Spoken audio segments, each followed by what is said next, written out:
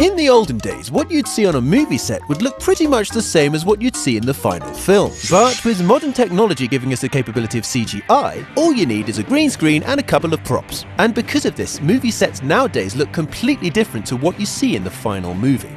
So here are some movie clips without the visual effects, for you to see what they really look like. Jurassic World.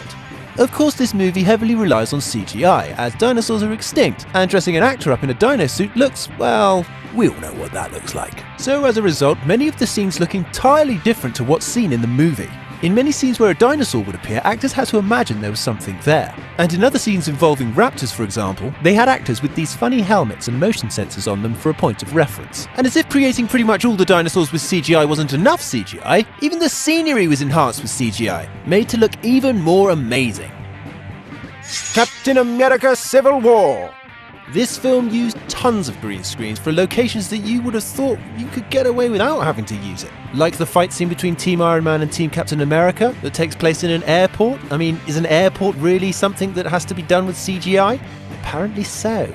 But the scene where Captain America stops the helicopter from taking off with his bare hands makes more sense, as that was done at ground level rather than on a dangerous rooftop. Gravity.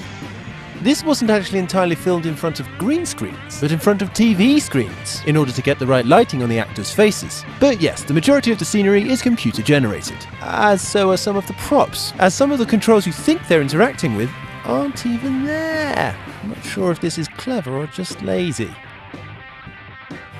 The Wolf of Wall Street. You'd think that being based on a true story, there wouldn't really be any need for fancy fantasy scenery, but this film was full of it. It was used for foreign locations the characters visited, to enhance the beach houses that they partied at, and of course for more obvious things like having a lion walk through the office. Yeah. Life of Pi. In this movie we see that Pi Patel spends most of his time in a boat at sea. Oh yeah, and there's a tiger there too. Except they're not at sea and there's no tiger there. Nearly the entire movie was filmed in front of a blue screen, and the tiger was completely CGI. However, for the close-up shots where Pi has to physically interact with the tiger, they didn't use a tiger either. They used a blue teddy bear with badly scribbled on eyes. Godzilla!